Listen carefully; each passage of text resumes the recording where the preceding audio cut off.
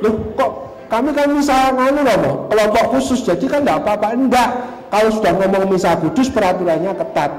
Misalnya Bapak kami syairnya harus sesuai, yang kedua melodinya harus melodi liturgi, jangan melodi yang lain.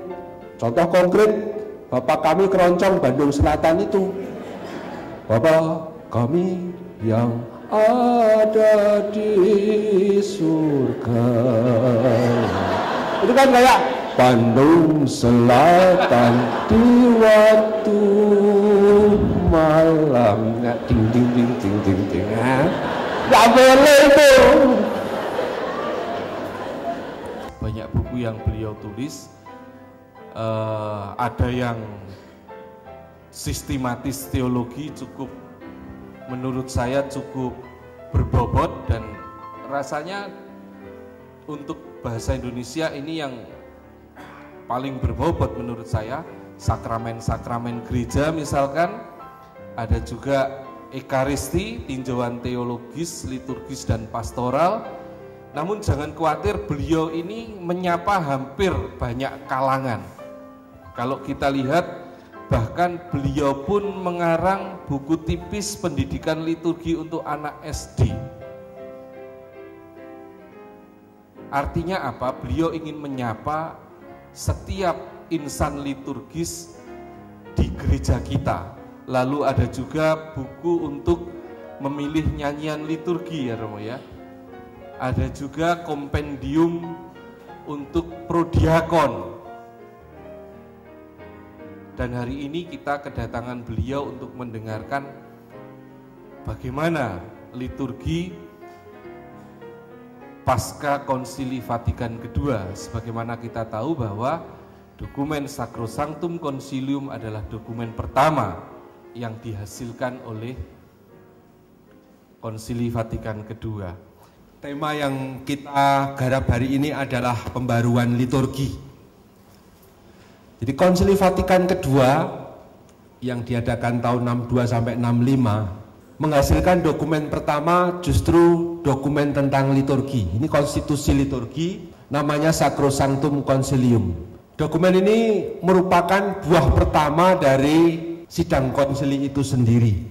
Kalau dari sisi persetujuan para bapak konsili, yaitu para uskup yang punya hak suara itu, hampir disetujui secara mutlak. 2147 suara dan 4 yang menolak, itu saya kira mutlak sebenarnya. Dengan demikian, pembaharuan liturgi yang dicanangkan oleh Konsili Vatikan memang menjadi kehendak para bapa konsili. Tetapi sebenarnya dari sisi sejarah, pembaruan liturgi itu sudah suatu gerakan yang sifatnya sejak lama. Sebenarnya gereja itu selalu mengadakan pembaharuan, bukan hanya waktu Konsili Vatikan II. Dengan Konsili Trento misalnya, gereja sebenarnya sudah ada pembaharuan, waktu itu melawan tentu saja berhadapan dengan gereja reformasi abad 16. Suasana kemudian adalah karena gereja reformasi itu gereja yang mau kembali ke sumber, dalam arti ke kitab sucinya dengan bahasa Yunaninya, gereja menghadapi masalah kesatuan. Itulah sebabnya gereja menekankan misalnya pakai bahasa Latin sebagai bahasa liturgi. Sebenarnya Konsili Trento hanya menegaskan tradisi yang sudah ada.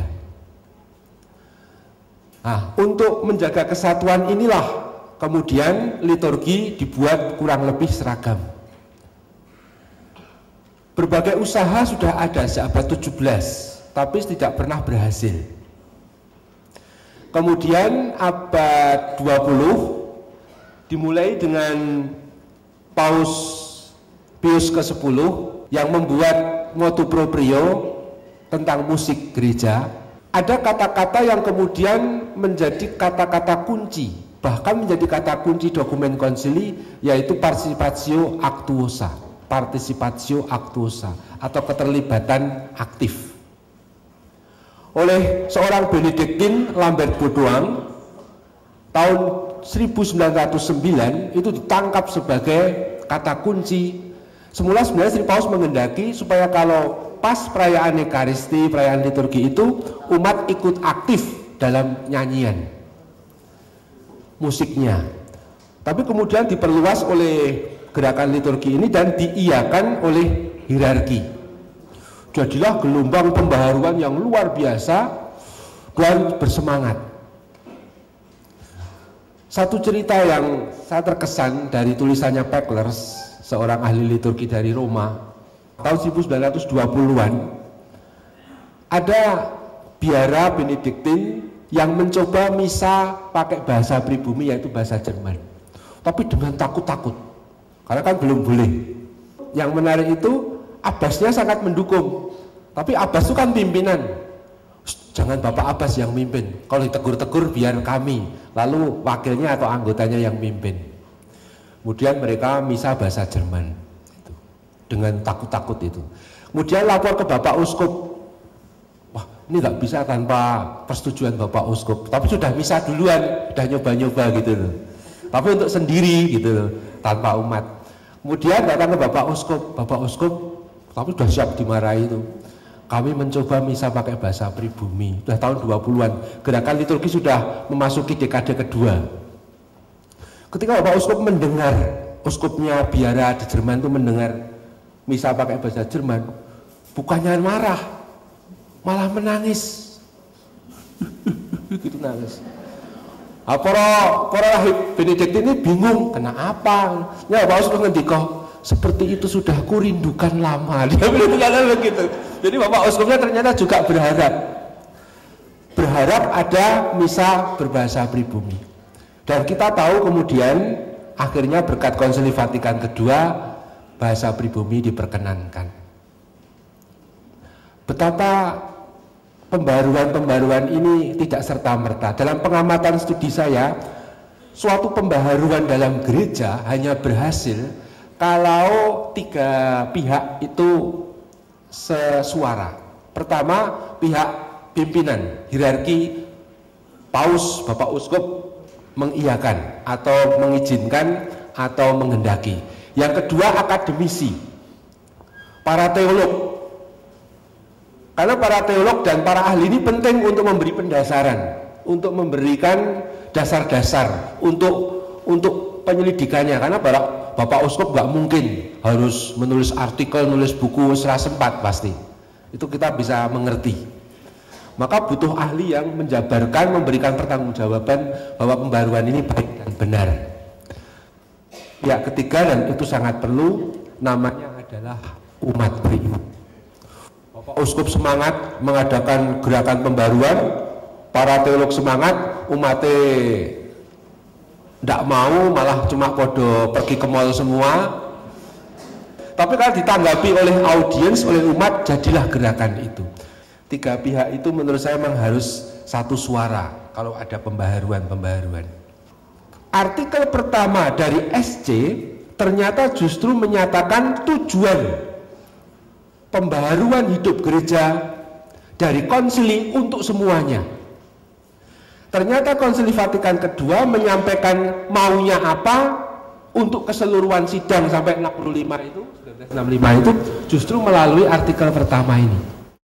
Dikatakan di situ, Konsili Suci bermaksud makin meningkatkan kehidupan Kristiani di antara umat beriman, menyesuaikan lebih baik lagi lembaga-lembaga yang dapat berubah dengan kebutuhan zaman kita, memajukan apa saja yang dapat membantu persatuan semua orang beriman akan Kristus, dan meneguhkan apa saja yang bermanfaat untuk mengundang semua orang dalam pangkuan gereja. Oleh karena itu, konsili memandang sebagai kewajibannya untuk secara istimewa mengusahakan juga pembaruan dan pengembangan liturgi. Pembaruan liturgi ditempatkan dari kehendak gereja untuk pembaruan diri keseluruhan. Siapa gereja? Diri identitas gereja. Itulah Lumen Gentium. Bagaimana gereja berperan dalam masyarakat? Itulah Gaudium et Spes. Dokumen-dokumen ad intra dan ad extra itu sebenarnya dapat diperoleh dari dua dokumen besar itu. Liturgi adalah bagian dari pembaruan diri gereja sendiri, tidak boleh lepas.